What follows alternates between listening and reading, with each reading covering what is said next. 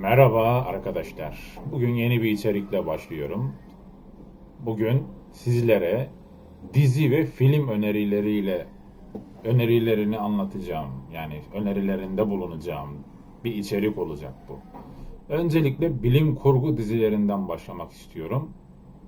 Daha sonra film önerilerine geçeceğim.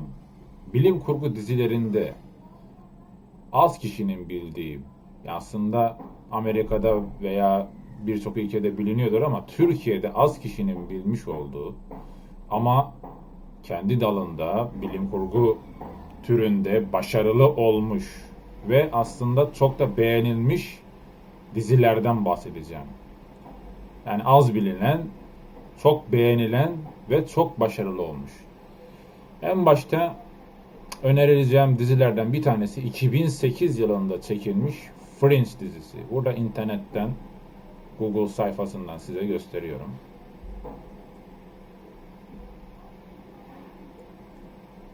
İşte bu dizi. Fringe. Bu dizi bilim kurgu dizisi. Ama ben şunu söylemek istiyorum. Özellikle bu diziyi izlemenizi tavsiye ediyorum. Fringe'i. Ancak bilim kurgu severler için tavsiye ediyorum. Eğer bilim kurgu sevmiyorsanız, bilim kurgu anlayışınız yoksa Fringe dizisini tavsiye etmem. Fringe neden tavsiye ediyorum? Çünkü Fringe'i tavsiye etmemin sebeplerinden, diğer bilim kurgu dizilerinden farkı ne Fringe'in? Fringe paralel evreni anlatıyor. Eğer paralel evren seviyorsanız paralel evren konulu dizilerden bir tanesi. Ama sadece paralel evren değil. Her bölümünde ayrı gizemli bir olay gerçekleşiyor. Gizemli bir olay oluyor. Ve bu gizemli olayları bilimsel olarak açıklamaya çalışıyor. Burada görmüş olduğunuz doktor karakterimiz, bilim insanı doktor karakterimiz. Bu da FBI ajanı zaten aynı zamanda. Bilimsel olarak her gizemli olayı, gerçekleşmiş bir gizemli olayı çözmeye çalışıyorlar. Ve bilimsel olarak açıklamaya çalışıyorlar. Fringe izlemeyi tavsiye ettiğim, sizlerin izleyeceği güzel bir dizi. İkinci bir dizi olarak 12 Maymun'u tavsiye ediyorum. Bu bunun 12 Monkey. Bunun filmi de vardı. Filminde Bruce Willis ve Brad Pitt ikilisi oynuyordu ama ben filmini değil de bunun dizisini öneriyorum. Burada 12 Monkey dizisi. İşte bu. Aslında tam olarak posteri bu. 12 Monkey. 12 Maymun dizisi. 2015'te çekildi. Bu dizi de konu olarak neden izlenmesi gerekiyor? Neden tavsiye ediyorum bu diziyi sizlere? Çünkü filmini izleyenler bilirler. Filmindeki gibi dizide aynı konuyu içeriyor. Bu adam ve bunun başında olan bir ana karakterlerden bir tanesi zaman makinesi üretmişler. Zamanda yolculuk yapılıyor ama olay o kadar basit değil. Zamanda yolculuk yapılmasının sebebi dünyada 7 milyar insan ölmüş. Ya 7 milyar insanın hemen hemen birçoğu ölmüş. Az sayıda insan hayatta kalmayı başarmış. Yani yayılan bir virüs sonucunda az sayıda insan kalmış. Bunlar da zamanda geriye giderek virüsün yayılmasını engellemeye çalışıyorlar. Yani milyarlarca insanın ölmesini engellemek için en başa dönerek. Bu diziyi de bu yüzden öneriyorum. Çünkü gerçekten heyecanlı, gerçekten izlerken kendinizi kaptıracağınız bilim kurgu olarak izleyebileceğiniz güzel bir dizi. Zaten 4 sezondan oluşuyor. Kısa bir dizi. Bir sonraki önereceğim dizi, bunu birçoğunuz eskilerden biliyordur. Eski nesil, yaşı işte 35-40 olanlar, 40 yaşının üzerinde olanlar biliyordur genelde. Efsane dizilerden bir tanesi X-Files. Bu da 11 sezon sürdü. İşte posteri de bu. X-Files'ın posteri de bu. Bu eski poster. Bu yeni poster gerçi. İlk posteri bu aslında. The X-Files'ın gizli dosyalar. Bu da uzaylı teorisini anlatıyor. Genelde uzaylıların dünyamızda olduğundan bahsediyor. Kız kardeşi uzaylılar tarafından kaçırılmış. Bundan bahsediyor. Sadece izlemenizin sebebi, neden izleyeceksiniz? Yani uzaylıları anlattığı için değil. Bu dizinin de Fringe'de olduğu gibi her bölümünde ayrı bir konu, ayrı bir gizemli olay anlatılıyor. Ayrı bir gizemli olay anlatıldığı için dizinin her bölümü bizlerden merak uyandırıyor ve merak ederek bir sonraki bölüme geçmeyi istiyoruz. Yani bunun da sebebi, bir sonraki bölümde yeni bir olay, yeni bir gizem, yeni bir araştırma olacak. Uzaylılarla ilgili veya başka gizemli yaratıklarla ilgili yeni olayların olması. Bu yüzden The X-Files dosyası, bu gizli dosyalar dizisi zaten tarihi eski bir dizilerden. Hatta IMDb'ye baktığımız zaman 1993 yılına ait dizilerden, ama tarihine aldanmayın, o döneme göre çıkmış en iyi bilim kurgu dizilerden. Bu diziyi de birçok insan bilmeyebilir. Yani dediğim gibi eski nesil, 90'lı yıllarda, 2000'li yıllarda da doğmuş nesiller bilebilir. Ama şimdiki yeni nesil, Z kuşağı, bu dizileri bilmeyebilir. Özellikle de söylediğim gibi Fringe, The X-Files, 12 Monkey, bu dizileri bilmeyebilirsiniz. Ama tavsiye ediyorum. Peki tavsiye ettiğim diziler şu anlık, şimdilik 3 tane dizi. Peki film olarak hangi filmleri önermem gerekiyor? Gene önermem gereken filmler arasında belki az kişi biliyordur, belki birçok kişi biliyordur. IMDb listesine girmeyi başaramadı. Ama bilim kurgu olarak anlatım tarzıyla ve güzel bir hikayesiyle insanı etkileyen bir film daha var. O da The Butterfly Effect. Belki birçoğunuz bu filmi izlemiştir. The Butterfly Effect benim beğendiğim ve sizlere izlemeyi önerdiğim filmlerden bir tanesidir. Önereceğim filmlerden biridir. Sebebine gelince, neden bu filmi öneriyorum? Bunun ikinci filmini de çektiler. The Butterfly Effect 2, Kelebek Etkisi 2. Bunu da çektiler. Ama tutmadı. Neden tutmadı?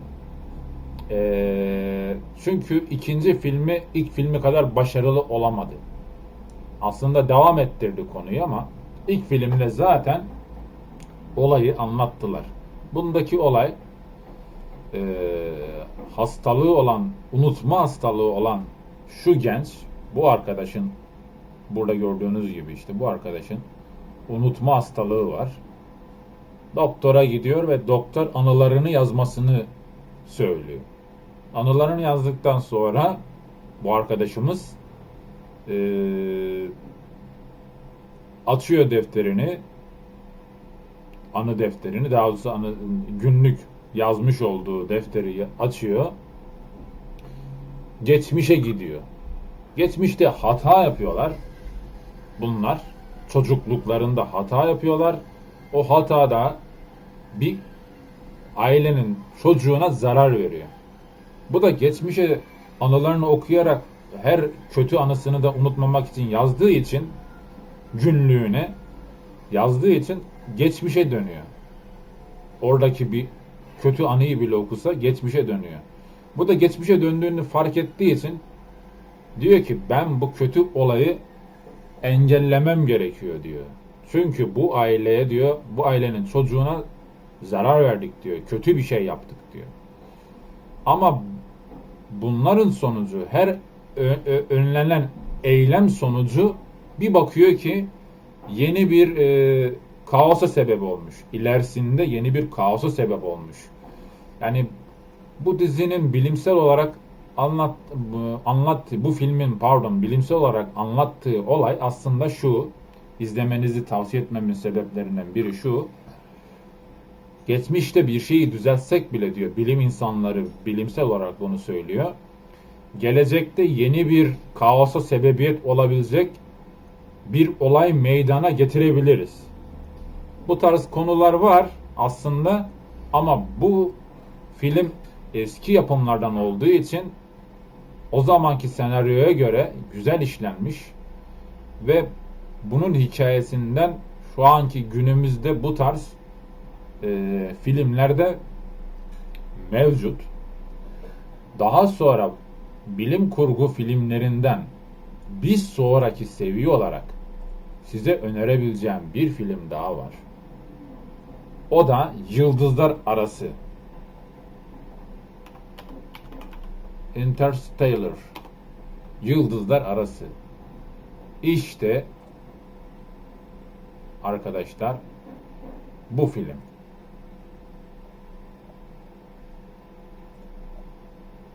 Interstellar. Bu film, Yıldızlar Arası filmini izlemediyseniz bu filmi de size bilim kurgu olarak tavsiye ediyorum. Sebebi şimdiye kadar yapılmış en iyi bilim kurgu filmlerinden biri olan Interstellar hakkında 10 ilginç gerçek diye demiş zaten burası. Ama ben bu kısmıyla ilgilenmiyorum. Ben Interstellar, Yıldızlar Arası Türkçe ismi olarak geçen film neden sizlere öneriyorum? Çünkü gene uzayda geçen, gene bilimi çok iyi anlatan, bir sonraki yani bilimde açıklanamayan olayları aslında yani filmde kara delikten geçiyor. Orada tamamen farklı bir boyuta geçiyor. Yani dünyada nesil tükeniyor, uzayda araştırmaya gidiyorlar. Yani mısır tarlalarından geçim sağlanıyor. Artık geçim sağlanma zorlanma aşamaya geliyor. Yani dünyada kıtlık denilen bir aşamaya geliniyor. Bu abimiz uzaya çıkıyor. Araştırma için, uzay araştırması için. Sonra tamamen farklı bir üçüncü boyutun üzerinde farklı bir boyuta geçmeye başlıyor. Bilim kurgu olarak güzel bir film, güzel anlatımı içeren, bilimsel açıklamalarıyla güzel yine anlatılmış, iyi bir film. İzlemenizi tavsiye edebileceğim bir film. Yıldızlar Arası'nı. Peki, Yıldızlar Arası'nı anlattık. Bunun tarzında bir film daha var. O da gene benim beğenerek izlediğim Marslı diye bir film var. Marslı. Bunun İngilizcesi de zaten Marslı. Oyuncu Matt Damon'un oynamış olduğu Marslı filmi. The Martian. Neden Marslı filmi de öneriyorum size? Matt Damon ekibiyle beraber uzaya çıkıyor. gene uzaya çıktıktan sonra Mars'a çıkıyor daha doğrusu uzay olarak Mars'tı zaten. Mars'a çıkıyor. Bu Mars'ta tek başına kalıyor. Abimiz, bilim insanı abimiz botanikçi, botanik bilimcisi. Botanik bilimcisi olduğu için diyor ki ben burada tek başıma hayatta kalabilirim diyor. Tek başıma hayatta kalabilirim ve mahsul üretmeye başlıyor uzayda. Mahsul üretmeye başlıyor. Ürün yani örneğin hayatta kalabilmesi için patates yetiştirmeye çalışıyor. Çünkü bir yerden sonra yiyecek kaynağı bitiyor ve üretime geçmek istiyor. Ben diyor botanik bilimciyim. Mars'ta ilk defa ben üretim yapmam lazım diyor. Mahsul üretimi diyor. Ve hayatta kalabilmem için diyor burada diyor su ihtiyacımı karşılamam lazım. Yiyecek ihtiyacımı karşılamam lazım diyor. Bu konuyu da bu film bizlere çok başarılı bir şekilde anlatıyor. Bu sebepten dolayı arkadaşlar Marslı filmini de bilim kurgu severler olarak izlemenizi tavsiye ediyorum. Peki bu değişik anlattığı filmler arasında başarılı olmuş, çok daha başarılı olmuş filmlerden yok mu? Bilim kurgu ve aksiyon olarak.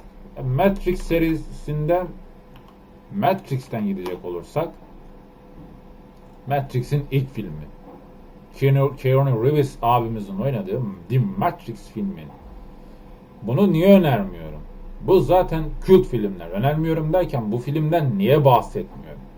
Bu film zaten efsaneler arasında olduğu için bahsetmiyorum. Listede, IMDb'de Top 250 listesinde baş sıralarda olduğu için bilim kurgu olarak bahsetmiyorum. Benim burada anlatmak istediğim şu, az bilinmiş ama başarılı olmuş ve insanlar tarafından beğenilmiş filmlerden bahsediyorum ben sizlere. The Matrix zaten efsane olmuş. The Matrix zaten gişede hasılat rekorları kırmış. Matrix evreninden zaten binlerce kez bahsedildi. Bu yüzden bu filmi zaten öneriyorum ama bu filmden bahsetmeden es geçiyorum. Bir sonraki anlatacağım film bilim kurgu haricinde değişik bir film. Fight Club arkadaşlar. Brad Pitt'in oynamış olduğu Fight Club. Bu filmi sizlere tavsiye ediyorum arkadaşlar. İşte Brad Pitt, Edward Norton'un oynamış olduğu Fight Club filmi. Bu filmi neden öneriyorum? Bu filmi neden tavsiye ediyorum? Bilim kurgu değil. Bu film türü neydi bunun? Aslında bunun türü aksiyon denebilir mi? Yok, aksiyon da değil. Belki drama olabilir ama türünü bilmiyorum. Bu filmi tavsiye ediyorum. Tavsiye etmemin sebebi bu film sıradan bir dövüş kulübü filmi değil. Ben bu filmi şöyle eleştirmiştim. Dedim ki ya sıradan bir herhalde boks yapıyorlar veya ringe çıkıyorlar, dövüş yapıyorlar falan. Dedim ki bu filmin neyini izleyeceğim? Yani ön yargılı bulundum. Dedim ki bu film dövüş kulübü filmi herhalde sıradan bir kavgayı anlatıyor. Sıradan bir dövüş sahnelerini anlatıyor. Ama sonradan filmi izleyince ön yargım gitti. Bu film aslında günümüzdeki sistemi eleştiriyor. Günümüzdeki modern köleliği eleştiriyor. Fight Club filmi, dövüş kulübü filmi. Modern kölelikten kastettiğimiz şu. Şundan bahsediyor modern kölelikte. Yani hepimiz aslında diyor kendimizi diyor bir star, ünlü, yıldız olacağımızı bir Hollywood filmlerini izlerken diyor bir film yıldızı olacağımızı sanırken diyor aslında olamayacağız diyor. Her birimiz diyor beyaz yakalı bir köleyiz diyor. Sistemi bu şekilde eleştiriyor ve verilmek istenen mesaj aslında net bir şekilde anlatılmış. Biz hayatımıza normal bir şekilde devam edeceğiz. Sadece belirli bir aşamaya geleceğiz hayatımızda, belirli bir seviyeye geleceğiz. Ama umduğumuz gibi insanlarımızı pohpohladığı gibi bir ünlü star olmayacağız. Filmlerde gördük. İşte bu filmdeki başrol oyunculardan, Hollywood başrol oyuncularından gibi ben olacağım gibi hayal dünyasına fazla kaptırmayın diyor. Olabilirsiniz. Evet. Her insan başarılı olabilir. Her insan o aşamaya gelebilir ama bu film insanlar birbirini gereksiz yere gaza getirmesin diyor. Yani felsefik olarak insan sistemi eleştiriyor. Çalıştığımız sistemi eleştiriyor. İnsanlar bizi modern köle haline getirdi diyor ve sistemin parçası olduk diyor ve sistemin dışına çıkamıyoruz diyor. Bu filmi de aynı zamanda da şizofren hastalığı olan bir adamdan bahsediyor. O da Edward Norton burada şizofren hastası. Değişik, aynı zamanda filmi izlemenizi tavsiye ettiğim özelliklerden biri. Yani izlemenizin sebeplerinden biri aynı zamanda şizofren hastası olması. Şizofren hastasının kafasında kurmuş olduğu değişik karakterler. Her bir karakterde Brad Pitt'i farklı versiyonlarda gösteriyor.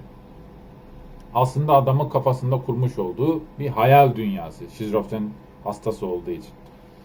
Bu da böyle ilginç bir konusu var. Bu filmi de bu yüzden tavsiye ederim. İzleyin. Fight Club iyi bir başarılı filmdir. Başka neyi önerebilirim?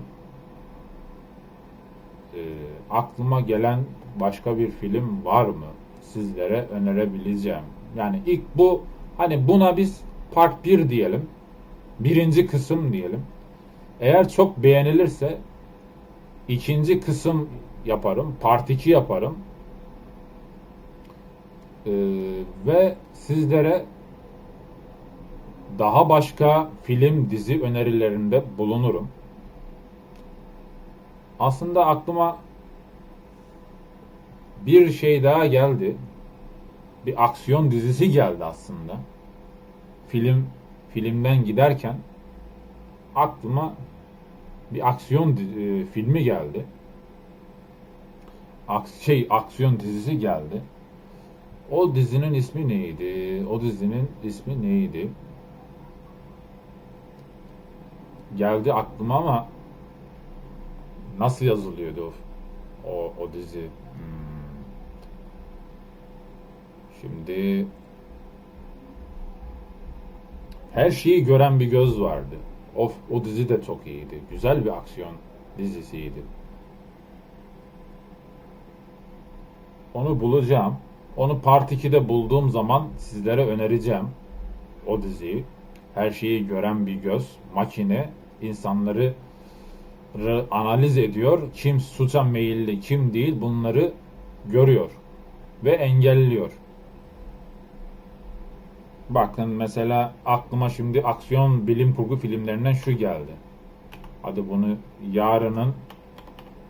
Yarının Sınırında Tom Cruise abimizin oynamış olduğu başarılı yapımlardan bilim kurgu ve aynı zamanda aksiyon filmlerinden Edge of Tomorrow. Yarının Sınırında. Bu filmi de öneriyorum size. Tom Cruise'un ve Emily Blunt'un oynamış olduğu aksiyon bilim kurgu filmi. Bu da neden izlemenizi tavsiye ediyorum? İzlememizi gerektirecek bu filmde ne var? Diğer filmlere göre, diğer bilim kurgu aksiyon filmlerine göre. Listeye girmeyi başarmış mı, başaramamış mı? 250 listesini ama ben liste dışında daha çok anlatmaya çalışıyorum. Bu filmi tavsiye etmememin sebeplerinden bir tanesi şu arkadaşlar. Oyunlarda olur ya, save atarız, kaydederiz. Oyunda bir bakarız, ölürüz. Karakter olarak ölürüz veya bir yerden bir yere atlamaya çalışırken ölürüz. Karakterimiz aşağı düşer, ölür. Ya da vurulur, ölür. Herhangi bir sebepten dolayı karakter ölür. Başarısız oluruz o bölümde geçmek için. Sonra bir bakarız ki başa döneriz yani. Load'dan gireriz. Aynı öldüğümüz yerden başlarız. Tekrar devam ederiz. Bu filmde de bu film gibi konusu olanlar var ama bu filmde de aynı öyle. Tom Cruise abimiz burada ölüyor, savaş oluyor, ölüyor, yeniden başlıyor.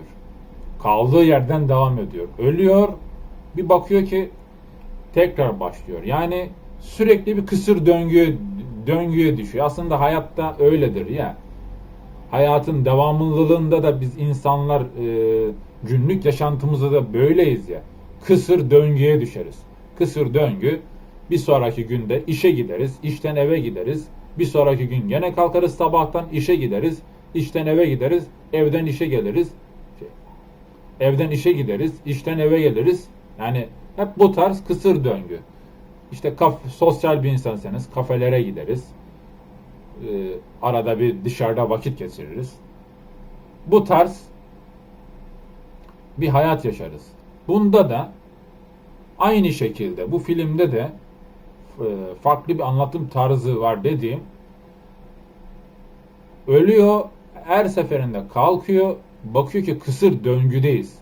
Döngüyü kırmak istiyor aslında. Döngüden çıkmaya çalışıyor. Diyor ki bu döngüyü nasıl değiştirebiliriz?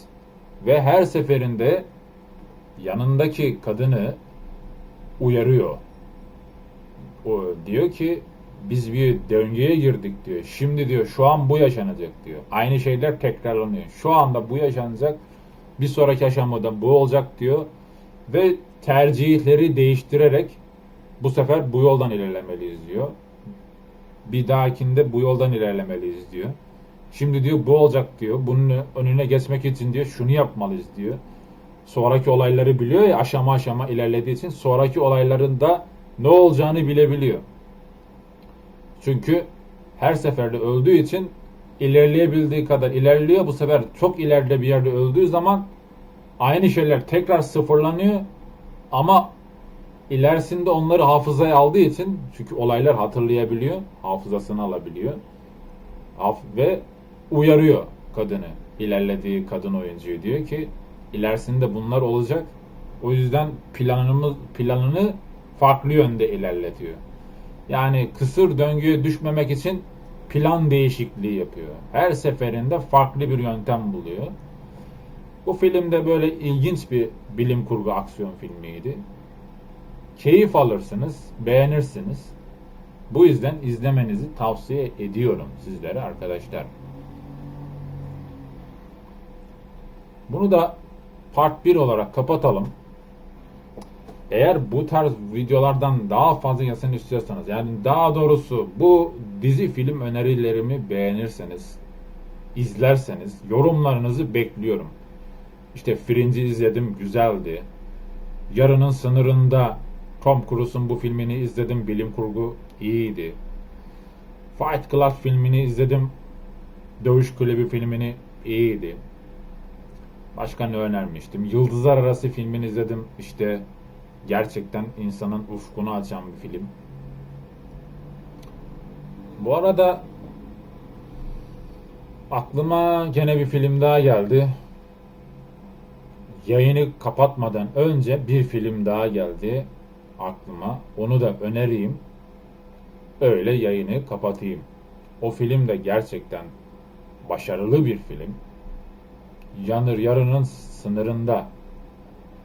Tom Cruise'un gene oynamış olduğu bir film daha var. Yarının Sınırında haricinde önceki oynamış olduğu bir film daha var. O neydi? Şimdi aklıma gelmişti ama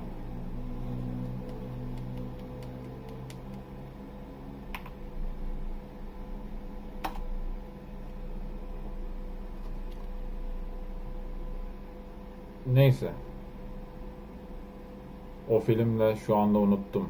Daha demin anlatırken aklıma geldi. Tam böyle dilimin ucundaydı. O filmi söyleyecektim sizlere. Hangisi olduğunu. O filmi de aklıma geldi. Geldiği zaman söyleyeceğim. Yani bunlar dediğim gibi az bilindik ama beğenilmiş filmler, başarılı olmuş filmler ve diziler aynı zamanda. Evet, bir sonraki partta hatırlarız. O bahsettiğim aksiyon dizilerine geleceğim. Bir sonraki partta aksiyon filmlerine geleceğim. Ee, Başarılı olmuş, az bilindik olarak değil ama genel olarak başarılı olmuş filmlerden ve neden izlemeniz gerektiğinden bahsedeceğim. Evet arkadaşlar, kaydı burada sonlandırıyorum. Bu tarz videolardan daha fazla gelmesini istiyorsanız kanala abone olmayı, yorum yapmayı, like atmayı unutmayın arkadaşlar. Görüşmek üzere. Kendinize iyi bakın.